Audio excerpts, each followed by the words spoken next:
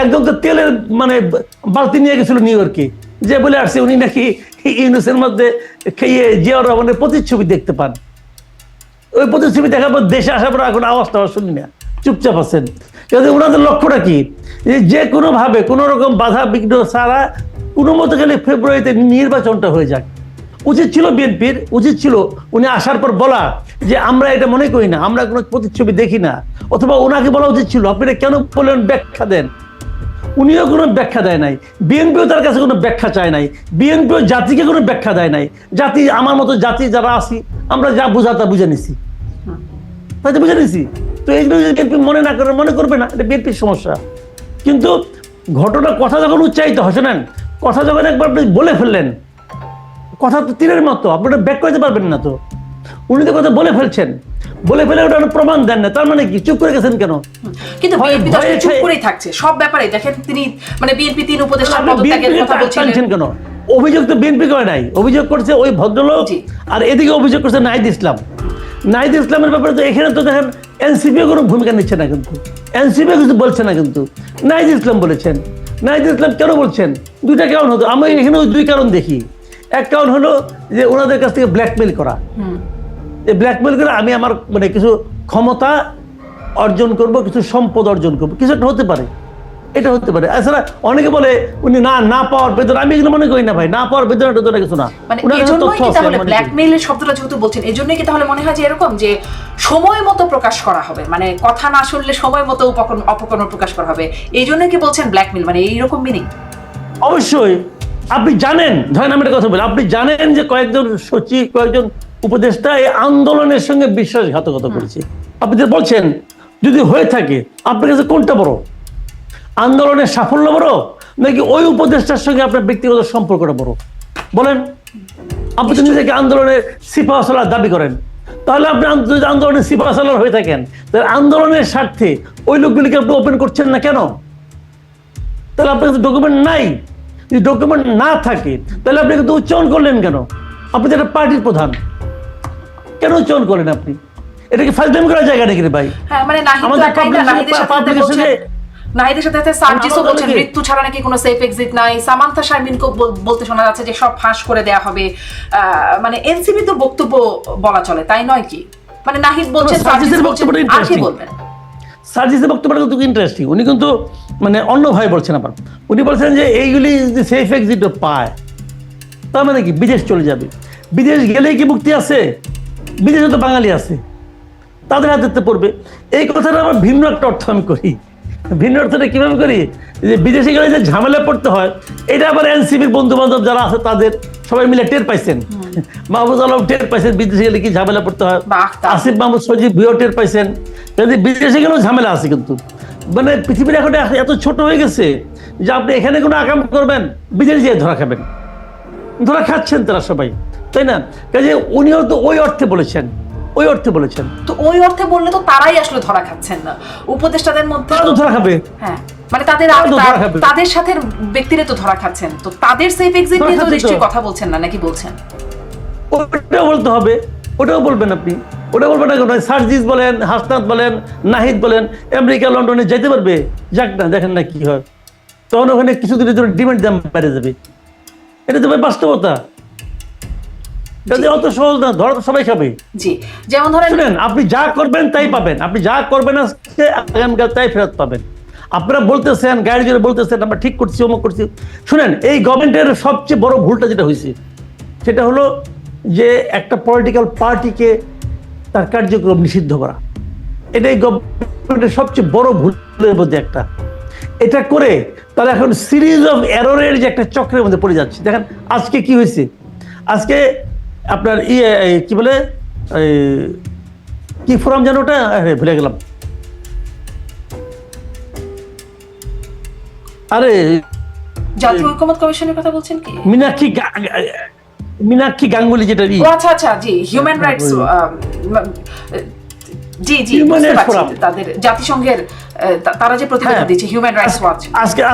আজকে new York ভিত্তিক যে হিউম্যান রাইটস ফোরাম আছে, হিউম্যান রাইটস ফোরাম আজকে কি বলছে বলেন? Human rights watch, sorry, human rights watch আজকে কি বলছে?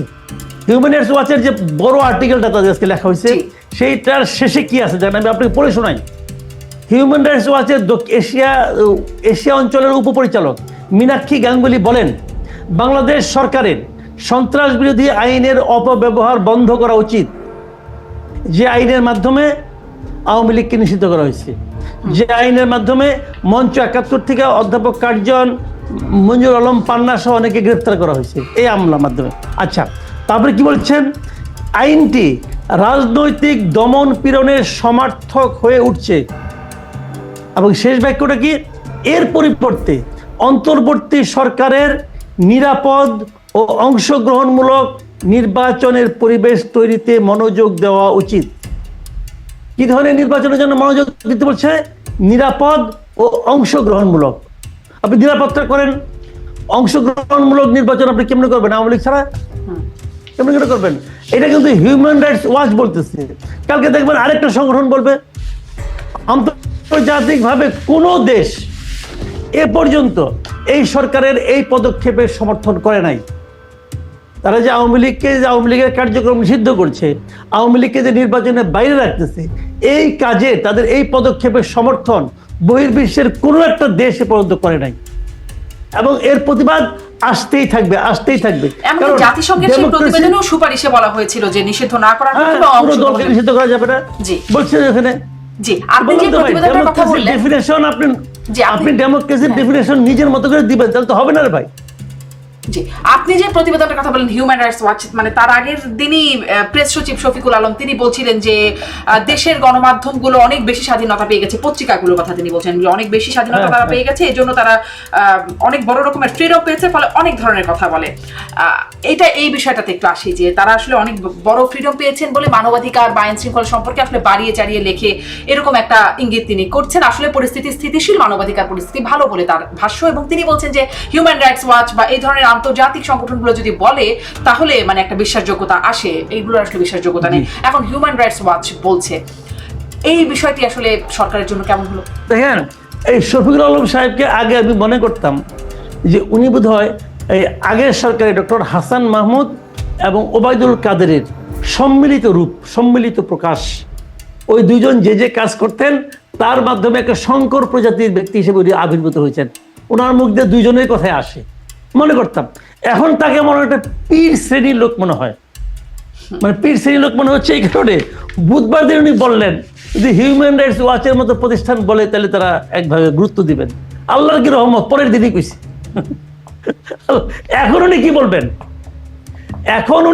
এই হিউম্যান রাইটস ওয়াচ যে তাদের সরকারকে ধুইয়ে দিল, এবং এখানে যে বললো যে তারা এই সরকারের মধ্যে হাসিনা সরকারের ছায়া দেখতে পাচ্ছে, তারা যে বললো আপনারা যদি এই কাজগুলি করেন তাহলে লোকে বলবে আগের সরকারের মতোই তো হচ্ছে, এই যে কথাগুলি বললো। এখন আমার এই পীর সাহেব কি বলবেন? ওনার কথা তো ভুলে গেছে, পরের দিনই গেছি, মানে 24 ঘন্টা পার হতে পারে নাই ভাই। এখন উনি কি বলবেন এটা শোনার আমার খুব আগ্রহ। উনি তো মহাজ্ঞানী মানুষ, বলুক না, জবাব দেয়। এখন বলবে হাসান মাহমুদের মতো বলবে যে এরা সব, আগে হাসান মাহমুদ বলতো না যে বিএনপি জামাতের টাকা খেয়ে তারা করতেছে, এখন বলবে আওয়ামী লীগের টাকা খেয়ে করতেছে, এগুলি বলবে। তো হইল কি, সরকারে যারা যায়, যেই মুহূর্তে কেউ ক্ষমতায় যায় সেই মুহূর্তে তার মধ্যেকার মিনিমাম যে লজিকটা থাকে, মিনিমাম যে যুক্তিবোধ থাকে, সেটার সঙ্গে সঙ্গে মরে যায়।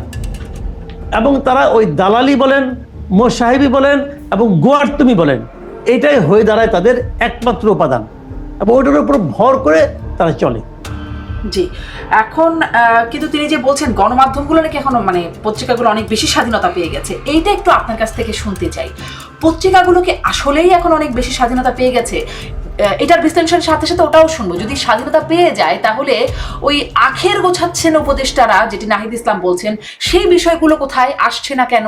বা আপনি যে বলছিলেন যে 8 জন উপদেষ্টার গোয়েন্দা তথ্য আছে, একজন বললেন সেগুলো সব উড়িয়ে দেওয়া হলো, বা ধরেন আসিফ মাহমুদ তার যে চাঁদাবাজির কথা আসলো, সেখানে আসলো একজন মানে তারই সহকর্মী, মানে সহযোদ্ধা রিয়াদ নামের একজন যাকে ধরা হলো, তিনি বললেন কেমনি তিনি চাঁদাবাজির সাথে জড়িত ছিলেন।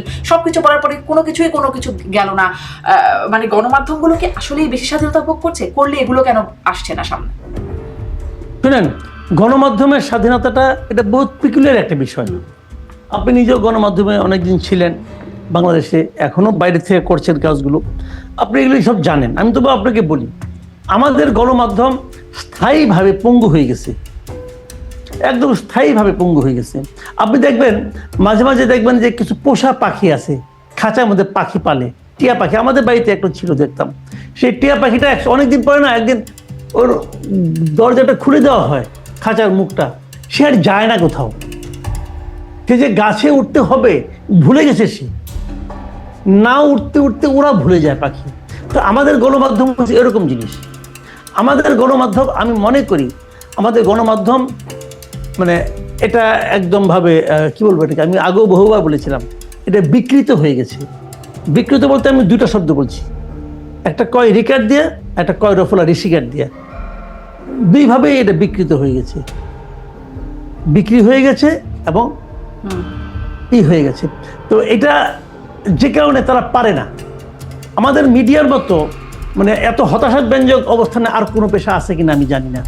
আপনি দেখবেন আওয়ামী লীগ সরকার চলে গেছে, সবচেয়ে আগে পরিবর্তন হয়েছে কি, সবচেয়ে আগে চট দখলের মতো করে কি দখল হয়েছে, মিডিয়াগুলি দখল হয়েছে। আপনি যে মিডিয়ায় ছিলেন সেই মিডিয়ার প্রধানের পদটা দখল হয়ে গেছে। আগের জন চলে গেছেন, পরের জন এসে যে আসছেন অন্য পার্টি থেকে আসছেন, বিএনপি থেকে আসছেন। অন্য অন্য মিডিয়াগুলো প্রত্যেকটা মিডিয়ার প্রধান দেখেন চেঞ্জ হয়ে গেছে।